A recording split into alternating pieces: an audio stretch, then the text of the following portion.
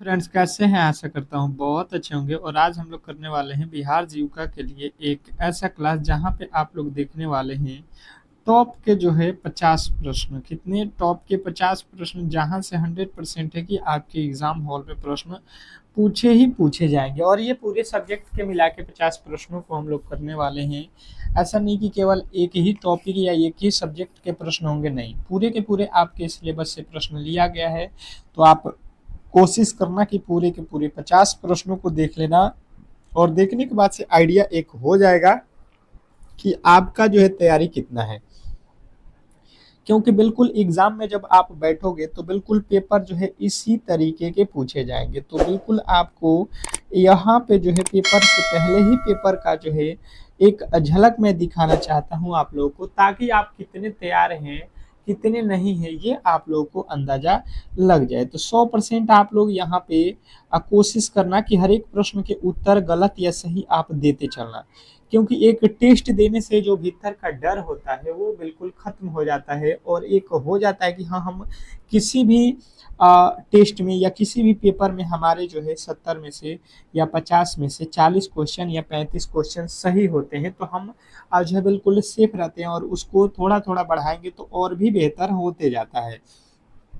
तो इसी तरीके से एक क्लास रहेगा और बिल्कुल ही 50 प्रश्नों को आप लोग टारगेट पे लीजिएगा और कोशिश कीजिए कि 50 में 50 प्रश्न का उत्तर दें। और कम से कम तो 40 प्लस ही क्वेश्चन आपके सही होने चाहिए। तो चलिएगा, आज के क्लास को स्टार्ट करते हैं। और क्लास को स्टार्ट करने से पहले आप लोगों से छोटी सी रिक्वेस्ट रहती है, जैसे कि आप लोगों को मालूम है कि जो भी मेरे दोस्त मेरे चैनल पे नए आए हैं तो बिल्कुल ही चैनल को सब्सक्राइब कर लेंगे। और वीडियो को जो है इस वीडियो को लाइक कर देंगे, क्योंकि इस तरीके के जो क्लास है आप लोगों को डेली ही शाम में 8 PM पे मिलता है देखने को। ठीक है, आप लोग बिल्कुल अच्छे तरीके से जानते हैं कि ये क्लासेस कब आप लोगों को प्रोवाइड होता है, तो शाम में 8 बजे। और जो डेली करते हैं उनके तो बिल्कुल 40 प्लस क्वेश्चन 100% है कि सही होगा, क्योंकि उनकी जो तैयारी है बहुत बेहतरीन हो चुकी है, पहले से ही क्लासेज कर रहे हैं।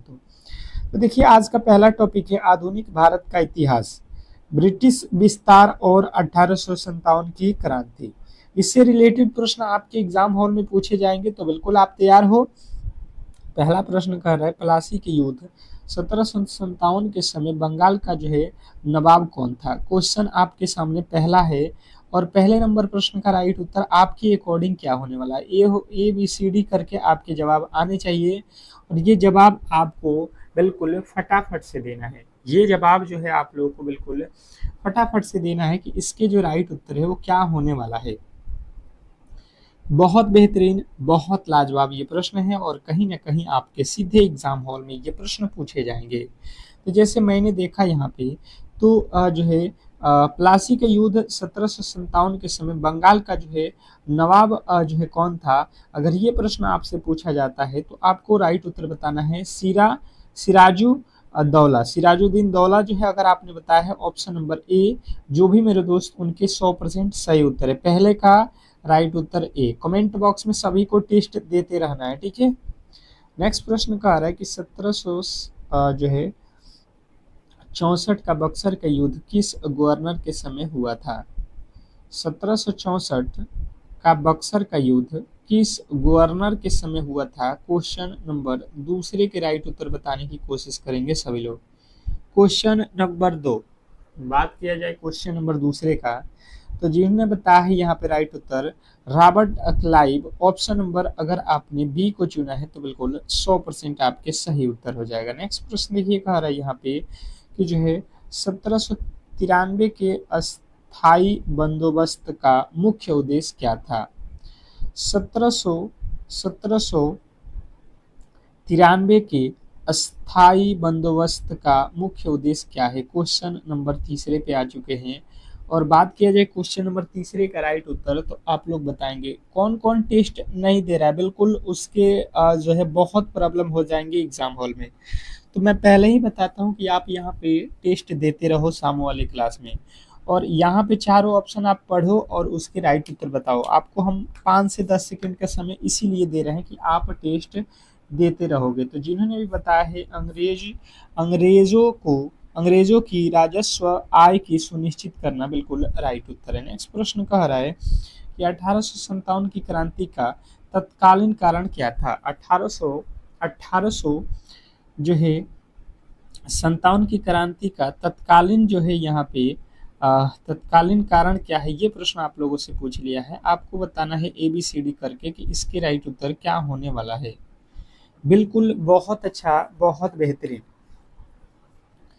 तो चौथे नंबर प्रश्न का जिन्होंने भी राइट उत्तर बताया है यहाँ पे कि कारतूस में ग्रीस का प्रयोग, ऑप्शन नंबर सी वाले जो भी मेरे दोस्त हैं उनके 100% सही उत्तर है। नेक्स्ट प्रश्न, अगले प्रश्न की ओर चलेंगे और अगला प्रश्न आपके सामने कह रहा है कि 1857 की क्रांति के दौरान झांसी की रानी लक्ष्मीबाई किस युद्ध में शहीद हुई। क्वेश्चन आपके सामने पांचवा है, स्टार लगाएंगे इस प्रश्न पे। बहुत वीवीआई प्रश्नों के साथ आज की क्लास आपके लिए हमने स्टार्ट किया हुआ है, तो आपके राइट उत्तर फटाफट से बनने चाहिए। क्वेश्चन नंबर 5वें पे हम लोग आ चुके हैं कि जो 1857 की क्रांति हुई थी उसके दौरान झांसी की रानी लक्ष्मीबाई किस युद्ध में जो है शहीद हो गई थी। तो जिन्होंने भी बताया है यहाँ पे ग्वालियर युद्ध में, तो बिल्कुल राइट उत्तर हो जाएगा ऑप्शन नंबर बी। 100% आपके सही उत्तर हो जाएगा ऑप्शन नंबर बी। नेक्स्ट प्रश्न की ओर चलेंगे और अगला प्रश्न आपके सामने है कि डॉक्ट्राइन ऑफ लैप्स यानी कि लैप्स का सिद्धांत किसने लागू किया। लैप्स का सिद्धांत किसने जो है लागू किया, क्वेश्चन नंबर 6 में आप लोगों से पूछा जा रहा है। बताने की कोशिश करेंगे ऑप्शन 6 के जो है राइट उत्तर क्या होने वाला है। ABCD करके आपके ऑप्शन जो है दिए गए हैं और जो भी मेरे दोस्त यहाँ पे क्वेश्चन नंबर 6 के राइट उत्तर बताना है कि लॉर्ड जो है डलहौजी, तो बिल्कुल राइट उत्तर हो जाएगा lord Dalhousie, option number C. तो सी वाले दोस्त बिल्कुल राइट उत्तर के साथ जा रहे हैं। नेक्स्ट प्रश्न, 1857 की क्रांति के दौरान बहादुर शाह जफर को कहाँ कैद किया गया था। क्वेश्चन नंबर 7वें के राइट उत्तर बताएंगे सभी लोग कि जो है इस प्रश्न के राइट उत्तर क्या होने वाला है। बहुत बेहतरीन। 1857 की क्रांति के दौरान बहादुर शाह जफर को कहाँ जो है कैद किया गया था। अभी आप लोगों के सब्जेक्ट नॉलेज का भी प्रश्न आएगा, रीजनिंग, मैथ, कंप्यूटर, पूरा आप जो है सिलेबस को देखोगे, ठीक है। अभी जीके के प्रश्न आप सॉल्व कर रहे हो, तो कोई घबराने की जरूरत नहीं है, क्लास आप बिल्कुल अंत तक देखना। रंगून अगर आपने बताया है ऑप्शन नंबर बी, तो बिल्कुल राइट उत्तर है। नेक्स्ट प्रश्न कह रहा है कि 1857 की क्रांति को सबसे पहले राष्ट्रीय युद्ध किसने कहा। Question number 8। 8वें नंबर प्रश्न का बात किया जाए कि 1857 की क्रांति हुई थी को सबसे पहले राष्ट्रीय युद्ध किसने कहा था। इस युद्ध को सबसे पहले राष्ट्रीय युद्ध किसने बताया। क्वेश्चन नंबर 8वें के फटाफट से जवाब आने चाहिए, क्योंकि प्रश्न बहुत ही इंपॉर्टेंट है और कहीं ना कहीं आपके सीधे एग्जाम हॉल में ये प्रश्न पूछे जाएंगे। तो जिन्होंने बताया वी.डी. सावरकर, ऑप्शन नंबर ए, तो बिल्कुल राइट उत्तर हो जाएगा वी.डी. सावरकर। नेक्स्ट प्रश्न देखेंगे आप लोगों के सामने आ चुका है कि अवध का विलय अंग्रेजों ने किस वर्ष किया था। अवध का विलय अंग्रेजों ने किस वर्ष किया। क्वेश्चन नंबर 9 के राइट उत्तर बताएंगे सभी लोग। क्वेश्चन नंबर 9 पे आ चुके हैं हम लोग और जो भी मेरे दोस्त क्वेश्चन नंबर 9 के राइट उत्तर बताने की कोशिश कर रहे हैं यहाँ पे फटाफट से, उनके फटाफट से राइट उत्तर आने चाहिए। अवध का विलय अंग्रेजों ने किस वर्ष जो है शुरू किया था। अगर बात किया जाए 9वें नंबर प्रश्न का, तो जिन्होंने बताया 1856, तो बिल्कुल राइट उत्तर हो जाएगा ऑप्शन नंबर बी। नेक्स्ट प्रश्न की ओर चलेंगे और अगला प्रश्न आपके सामने है कि 1857 की क्रांति के समय लखनऊ विद्रोह का नेतृत्व किसने किया। जो 1857 की क्रांति थी उसके समय जो है लखनऊ के जो है विद्रोह का नेतृत्व किसने किया था। क्वेश्चन नंबर 10वें के राइट उत्तर बताएंगे सभी लोग। आज क्लास की लाइक बहुत कम है, क्यों? थोड़ा सा यार क्लास को लाइक करके चैनल को सब्सक्राइब कर लो, ताकि ये क्लास आप लोगों के लिए हम लोग डेली ही प्रोवाइड शाम में 8 पीएम पे करते रहेंगे। ठीक है, 8 पीएम आपको भूलना नहीं है, शाम में ये डेली ही क्लासेस चलता है। तो जिन्होंने भी बताया यहाँ पे बेगम हजरत महल, बिल्कुल राइट उत्तर हो जाएगा ऑप्शन नंबर ए। नेक्स्ट प्रश्न की ओर चलेंगे और अगला प्रश्न आपके सामने है कि 1857 में मेरठ विद्रोह किस तारीख को जो है भड़का। क्या पूछा गया है कि जो है 1857 में मेरठ विद्रोह किस तारीख को भड़का। क्वेश्चन नंबर 11वें नंबर प्रश्न के राइट उत्तर बताने की कोशिश करेंगे सभी लोग। क्वेश्चन नंबर 11वें के राइट उत्तर बताने की कोशिश करेंगे सभी लोग कि ए होगा कि बी होगा कि सी होगा। जवाब आपके फटाफट से आने चाहिए यहाँ पे कि इसके राइट उत्तर क्या होने वाला है। तो जिन्होंने भी बताया है यहाँ पे कि यहाँ पे तो 10 मई को हुआ था, तो बिल्कुल 100% आपके सही उत्तर माना जाएगा 11वें नंबर प्रश्न का बी। नेक्स्ट प्रश्न की ओर चलेंगे और अगला प्रश्न कह रहा है कौन सा ब्रिटिश अधिकारी 1857 की क्रांति के समय दिल्ली के पुनः जो है कब्जे में मुक्त था। प्रश्न आपके सामने क्या पूछा गया है कि कौन सा ब्रिटिश अधिकारी 1857 की क्रांति के समय दिल्ली के पुनः कब्जे में जो है मुक्त था। ये प्रश्न आप लोगों से पूछा गया है। क्वेश्चन नंबर 12वें के राइट उत्तर बताएंगे सभी लोग। Question number 12। तो बात किया जाए 12वें नंबर प्रश्न का राइट उत्तर, तो जिन्होंने बताया है जॉन निकोलस, तो बिल्कुल राइट उत्तर हो जाएगा ऑप्शन नंबर सी। नेक्स्ट प्रश्न की ओर चलेंगे और अगला प्रश्न कह रहा है कि 1857 की क्रांति में बिहार का नेतृत्व किसने किया। 1857 की क्रांति में बिहार का नेतृत्व किसने किया था। क्वेश्चन नंबर 13वें के राइट उत्तर बताएंगे सभी लोग। क्वेश्चन नंबर 13 नंबर प्रश्न के जो है राइट उत्तर क्या होने वाला है। बहुत बेहतरीन प्रश्न है और फटाफट से आपके जवाब आने चाहिए। 1857 की क्रांति में बिहार का नेतृत्व किसने किया था। तो जिन्होंने भी बताया है यहाँ पे ऑप्शन नंबर बी बाबू कुंवर सिंह, तो बिल्कुल राइट उत्तर हो जाएगा ऑप्शन नंबर बी। नेक्स्ट प्रश्न की ओर चलेंगे और अगला प्रश्न कह रहा है कि वेल्सली की सुब्सिडायरी अलियंस नीति के अंतर्गत सबसे पहले कौन सा राज्य आया। तो आपका जो ये राज्य आया था, ये तो सबसे पहले हैदराबाद आया था, ऑप्शन नंबर ए। नेक्स्ट प्रश्न की ओर चलेंगे और अगला प्रश्न कह रहा है कि 1857 की क्रांति का सबसे प्रमुख परमाण क्या था। 1857 की क्रांति का सबसे प्रमुख परमाण क्या था। क्वेश्चन नंबर 15वें के राइट उत्तर बताएंगे सभी लोग कि जो है 15वें क्वेश्चन नंबर 15वें के जो है राइट उत्तर क्या होने वाला है। तो बात की जाए क्वेश्चन नंबर 15वें का, तो जो भी मेरे दोस्त यहाँ पे बता रहे हैं कंपनी का शासन समाप्त हुआ, तो बिल्कुल राइट उत्तर हो जाएगा ऑप्शन नंबर ए, कंपनी का शासन समाप्त हुआ। तो जो भी मेरे दोस्त ऑप्शन नंबर ए के साथ गए हैं उनके बिल्कुल 100% सही उत्तर है। नेक्स्ट प्रश्न की ओर चलेंगे और अगला प्रश्न कह रहा है यहाँ पे कि कंप्यूटर डीबीएमएस में नॉर्मलाइजेशन का प्रमुख उद्देश्य क्या है। डीबीएमएस में नॉर्मलाइजेशन का मुख्य उद्देश्य क्या है। 16वें नंबर प्रश्न पे हम लोग आ चुके हैं और 16वें नंबर प्रश्न के राइट उत्तर सभी लोगों के आने चाहिए। तो जिन्होंने भी बताया है कि डेटा दोहराव को कम करना, तो बिल्कुल राइट उत्तर हो जाएगा डेटा दोहराव को कम करना, ऑप्शन नंबर बी। नेक्स्ट प्रश्न की ओर चलेंगे और अगला प्रश्न कह रहा है कंप्यूटर का नर्व सेंटर कहलाता है। कंप्यूटर से रिलेटेड अब प्रश्न आपके स्टार्ट हो चुके हैं कि कंप्यूटर का जो है नर्व सेंटर किसे कहते हैं। क्वेश्चन नंबर 17वें नंबर प्रश्न पे हम लोग आ चुके हैं, फटाफट से आपके जवाब आने चाहिए।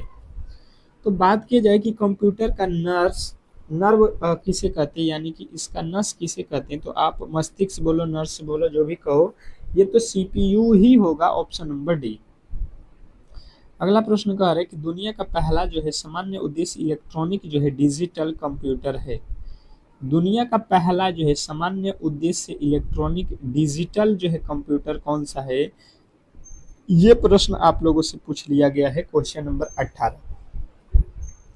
18वें नंबर प्रश्न के राइट उत्तर क्या होने वाला है, फटाफट से आपके जवाब आने चाहिए। तो बात किया जाए क्वेश्चन नंबर 18 का, तो जिन्होंने बताया है ENIAC, यानी कि इनिशिए, ऑप्शन नंबर सी तो बिल्कुल राइट उत्तर हो जाएगा। नेक्स्ट प्रश्न, अगला प्रश्न कह रहा है कि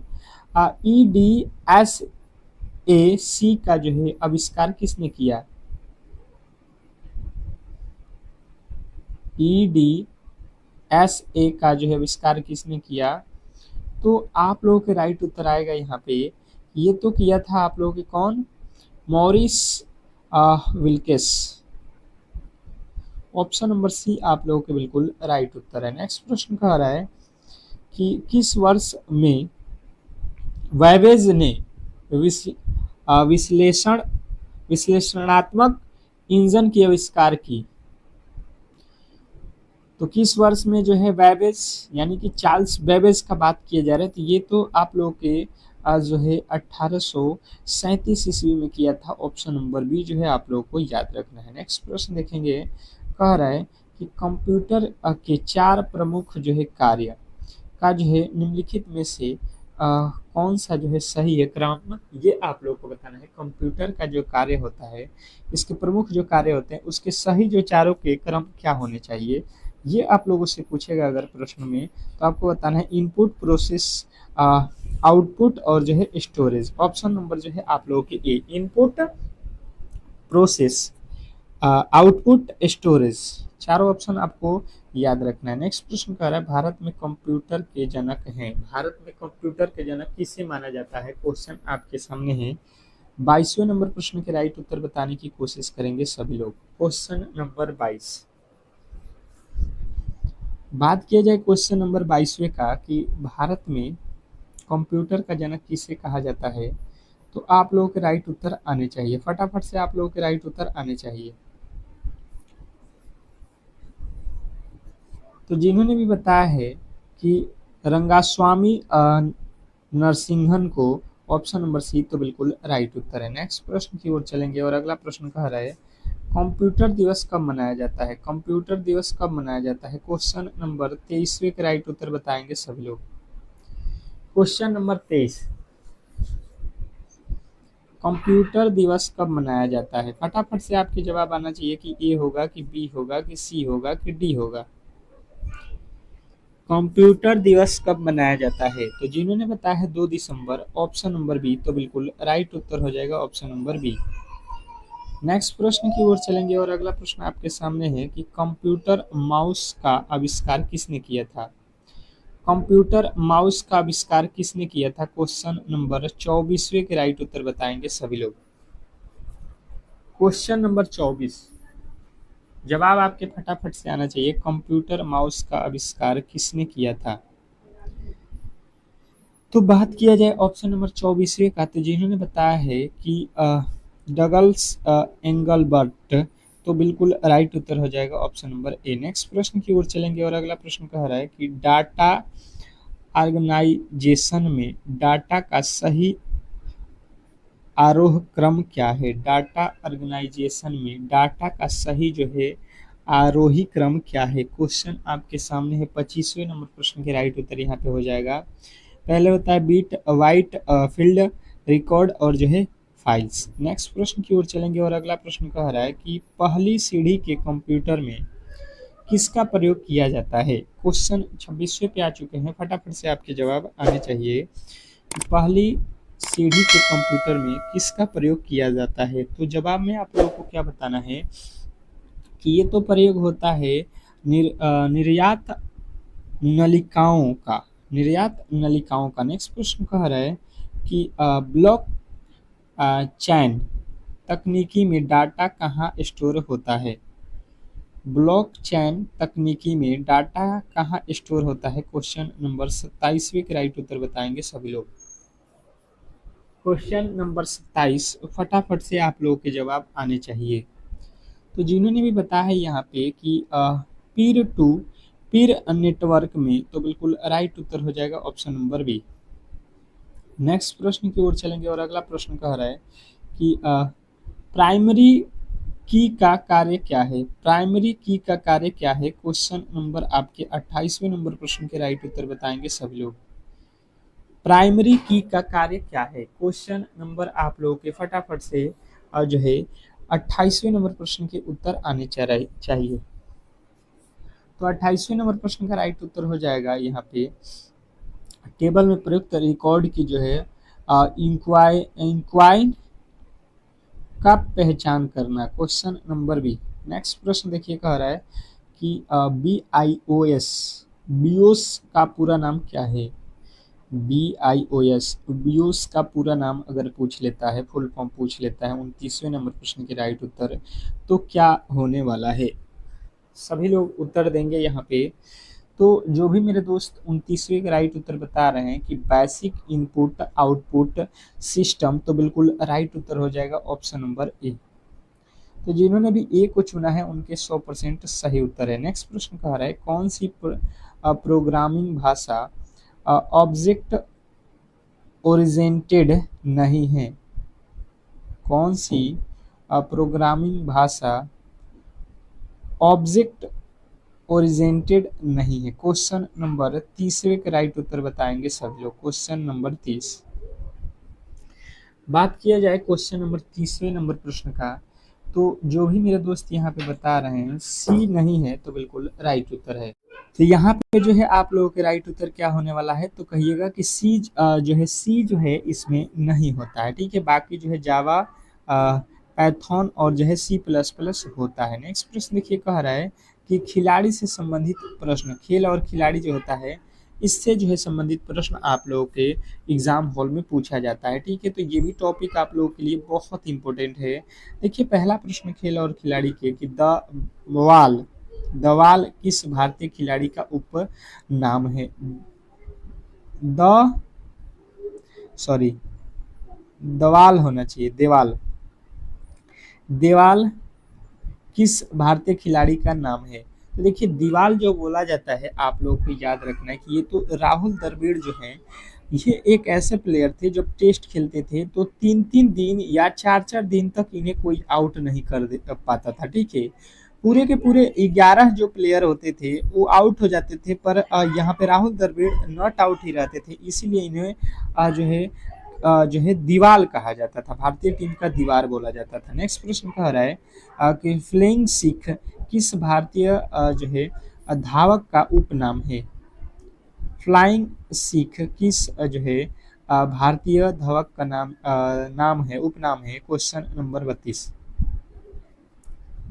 फ्लाइंग सिख। तो बात किया जाए फ्लाइंग सिख का, तो जो भी मेरे दोस्त यहाँ पे बता रहे हैं कि PT उषा, ऑप्शन नंबर जो है बी, तो बिल्कुल 100% आपके सही उत्तर है। नेक्स्ट प्रश्न, अगले प्रश्न की ओर चलेंगे और अगला प्रश्न देखिए, स्टार लगाइएगा। हिटमैन किस क्रिकेटर का उपनाम है? ये थोड़े से आप लोग के लिए बेहतरीन प्रश्न है, क्योंकि देखिए ये अभी हाल ही में जो है ये खिलाड़ी जो है चर्चा में रहा है, क्योंकि इसने टेस्ट को संन्यास किया हुआ है और आपके T20 से भी संन्यास ले लिया हुआ है ये बंदा, तो इसलिए इस खिलाड़ी का नाम खास हो जाता है रोहित शर्मा, ठीक है। आप लोग याद रखेंगे हिटमैन यानी कि रोहित शर्मा। नेक्स्ट प्रश्न की ओर चलेंगे और अगला प्रश्न आपके सामने है, कह रहा है यहाँ पे द लिटिल मास्टर उपनाम किसे दिया गया? द लिटिल मास्टर उपनाम किसका है, ये प्रश्न में पूछा गया है। क्वेश्चन नंबर 34वें नंबर प्रश्न के राइट उत्तर बताने की कोशिश करेंगे सभी लोग। द लिटिल मास्टर का बात किया जाए तो ये तो सुनील गावस्कर का है नाम, option number A the little master, sorry B, option number B में सुनील गावस्कर है, ऑप्शन नंबर बी जो है आपके राइट करना है। नेक्स्ट प्रश्न कह रहा है कि कैप्टन कूल किस खिलाड़ी को कहा जाता है? क्वेश्चन नंबर 35वें पे राइट उत्तर आएंगे। ये भी स्टार प्रश्न है और कहीं ना कहीं आपके एग्जाम हॉल में पूछे जाने के 100% इन प्रश्नों का चांस है। तो कैप्टन कूल तो सभी लोगों को मालूम है कि ये भाई साहब आपके जो है धोनी जी को कहा जाता है। नेक्स्ट प्रश्न, अगला प्रश्न कह रहा है कि चकदा एक्सप्रेस उपनाम किस महिला खिलाड़ी का है? चकदा एक्सप्रेस उपनाम किस खिलाड़ी का है? क्वेश्चन नंबर 37वें के राइट उत्तर बताएंगे सभी लोग। क्वेश्चन नंबर 37, चिकदा एक्सप्रेस उपनाम किस महिला खिलाड़ी का है? महिला खिलाड़ी जो है आप लोग को याद रखना कि ये तो आप लोग के कौन, तो झूलन गोस्वामी। ऑप्शन नंबर ए वाले जो भी मेरे दोस्त हैं उनके 100% सही उत्तर है। नेक्स्ट प्रश्न की ओर चलेंगे और अगला प्रश्न कह रहा है कि कैप्टन कूल किस खिलाड़ी को कहा जाता है? ये तो हम लोगों ने कर लिया है ना, रिपीटेड हो गया। अगला प्रश्न कह रहा है कि मिस्टर 360 डिग्री किसका उपनाम है? तो देखिए मास्टर 360 डिग्री मतलब 360 किसे कहा जाता है? आप लोग क्रिकेट में एक नाम है 3 डिग्री प्लेयर, तो ये तो ए बी डिविलियर्स है, ठीक है, आप लोग याद रखोगे ए बी डिविलियर्स। नेक्स्ट प्रश्न की ओर चलेंगे और अगला प्रश्न कह रहा है कि चकदा एक्सप्रेस, ये तो हो गया है ना, चकदा एक्सप्रेस उपनाम किस महिला का है? ये अभी हम लोगों ने किया था, ये तो है आप लोग के झूलन गोस्वामी की। नेक्स्ट प्रश्न देखिए कह रहा है कि गॉड ऑफ क्रिकेट किसे कहा जाता है? गॉड ऑफ क्रिकेट यानी कि गॉड ऑफ क्रिकेट यानी क्रिकेट के पिता किसे कहा जाता है? क्वेश्चन नंबर आप लोगों के 38वें के राइट उत्तर बताएंगे सभी लोग। गॉड ऑफ क्रिकेट, तो 38वें नंबर प्रश्न के राइट उत्तर हो जाएगा यहाँ पे सचिन तेंदुलकर। सचिन तेंदुलकर जो है आप लोग के राइट उत्तर हो जाएगा ऑप्शन नंबर सी। नेक्स्ट प्रश्न कह रहा है कि सुल्तान ऑफ स्विंग किस गेंदबाज को कहा जाता है? सुल्तान ऑफ स्विंग यानी कि स्विंग की जो है मास्टर किसे कहा जाता है? सुल्तान किसे कहा जाता है? तो आप लोगों की राइट उत्तर हो जाएगा कि वसीम अकरम। किसे कहा जाता है? वसीम अकरम। ऑप्शन नंबर बी हो जो है आप लोगों के 100% सही उत्तर है। द प्रिंस ऑफ कोलकाता उपनाम किसका है? The Prince of Kolkata, Kolkata का जो है अब प्रिंस किसे कहा जाता है? तो आप लोगों को सबसे पहले यहाँ पे ये मालूम होना चाहिए कि कोलकाता का जो है प्लेयर कौन है। तो आप लोग कहोगे सौरभ गांगुली हैं और वहाँ के इन्हें प्रिंस कहा जाता है पश्चिम बंगाल के, ठीक है। तो नेक्स्ट प्रश्न की ओर चलेंगे और अगला प्रश्न आपके सामने है कि बिहार आजीविका विषय से रिलेटेड आप लोगों के जो है सब्जेक्ट से रिलेटेड आप लोगों के प्रश्न, और मुझे नहीं लगता है कि इसमें एक भी प्रश्न मुझे बताना होगा क्योंकि इसके क्लासेज मैंने बहुत बेहतरीन तरीके से आप लोगों को कराया हुआ है और जो सब्जेक्ट नॉलेज है इसके पूरे के पूरे 100 में से 100 प्रश्न सही होने चाहिए, 100% सही होना चाहिए। इसके 20 तो प्रश्न आएंगे एग्जाम हॉल में सब्जेक्ट नॉलेज के, और इसकी पकड़ तो मुझे लगता है कि पूरी की पूरी हो चुकी है। जीविका का जो है संचालन किस विभाग के अधीन होता है? तो जीविका का संचालन किस विभाग के द्वारा होता है? तो ग्रामीण विकास विभाग के द्वारा होता है। ये तो सिंपल सा आप लोग करते चलोगे आगे बढ़ते चलोगे, ठीक है। नेक्स्ट प्रश्न देखिए कह रहा है कि जीविका कार्यक्रम किस वर्ष प्रारंभ हुआ? जीविका कार्यक्रम किस वर्ष प्रारंभ हुआ? Question number 42। बात किया जाए क्वेश्चन नंबर 42वें का कि जीविका कार्यक्रम किस वर्ष प्रारंभ होता है, तो आप लोगों के जो राइट उत्तर है ये क्या होने वाला है? तो ये तो 2006 में हुआ है, मैंने तो क्लास में इसको बिल्कुल कवर करा दिया है इन सारे के सारे प्रश्नों को। अगला प्रश्न कह रहा है कि जीविका परियोजना की शुरुआत किस वर्ष हुई थी? जीविका परियोजना की शुरुआत किस जिले से हुई थी? सॉरी, किस जिले का बात किया जा रहा है, कब हुआ था? ये तो अभी हम लोगों ने पढ़ लिया था। अब ये पूछ रहा है कि भाई साहब किस जिले से हुई थी, तो आप लोगों को याद रखना है कि बिहार की खगड़िया जो जिला है यहाँ से स्टार्ट हुआ था। ऑप्शन नंबर जो है आप लोगों के सी। नेक्स्ट प्रश्न की ओर चलेंगे और अगला प्रश्न कह रहा है कि जीविका संगठन का मुख्य उद्देश्य क्या है? जीविका संगठन का मुख्य उद्देश्य क्या है? क्वेश्चन नंबर 44वें के राइट उत्तर बताएंगे सभी लोग। क्वेश्चन नंबर 44, क्वेश्चन नंबर 44, जीविका संगठन का मुख्य उद्देश्य क्या है? तो 44वें नंबर प्रश्न का बात किया जाए तो जिन्होंने बताया है महिला सशक्तिकरण और जो है स्वलंबन, तो बिल्कुल राइट उत्तर है। नेक्स्ट प्रश्न देखिए कह रहा है कि जीविका किस वित्तीय संस्था के जो है सहयोग से प्राप्त होता है? जीविका किस वित्तीय संस्था से सहयोग प्राप्त करता है? ये अगर प्रश्न आप लोगों से पूछता है 45, तो ये सभी लोगों को मालूम है कि ये तो विश्व बैंक से है। ऑप्शन नंबर सी। नेक्स्ट प्रश्न देखिए कह रहा है यहाँ पे कि जीविका में एसएचजी का पूरा नाम क्या है? तो जीविका में एसएचजी का फुल फॉर्म हमने बिल्कुल आपके क्लासेज में बहुत अच्छे तरीके से कराया हुआ है कि सेल्फ हेल्प ग्रुप, तो बिल्कुल राइट उत्तर है। नेक्स्ट प्रश्न कह रहा है कि जीविका की 3 स्तरीय जो है संरचना में सबसे निचला स्तर कौन सा है? जीविका में 3 स्तरीय संरचना में सबसे निचला जो स्तर है, ये प्रश्न आप लोगों से पूछता है तो ग्राम संगठन होता है। नेक्स्ट प्रश्न देखिए आप लोगों के सामने आ चुका है कि जीविका में CLF का अर्थ क्या है? जीविका में CLF का अर्थ क्या है? क्वेश्चन नंबर 48वें नंबर प्रश्न के राइट उत्तर बताएंगे सभी लोग। तो यहाँ पे जब बात की जाए 48वें नंबर प्रश्न का, 1 मिनट यहाँ पे हम लोगों ने इसके पहले वाले प्रश्न में क्या बोला गया था? जीविका की 3 स्तरीय संरचना में सबसे निचले स्तर को क्या बोलते हैं? तो इसको बोलते हैं, हम लोगों ने क्या बताया था? ग्राम संगठन बिल्कुल सही उत्तर है। ठीक है, 1 मिनट। ग्राम संगठन तो दूसरा हो जाएगा। यहाँ पे सबसे निचला स्तर तो महिला स्वयं सहायता समूह होगा ना, महिला स्वयं सहायता समूह SHG। यहाँ पे ऑप्शन नंबर बी होगा, पहला नहीं होगा, आप लोग इसको सुधार लीजिएगा। नेक्स्ट प्रश्न कह रहा है कि जीविका में CLF का अर्थ क्या है? जीविका में CLF का अर्थ क्या होता है जी? तो आप कहोगे cluster level federation. Option number ए आप लोगों को तो मैंने कराया हुआ है क्लास में।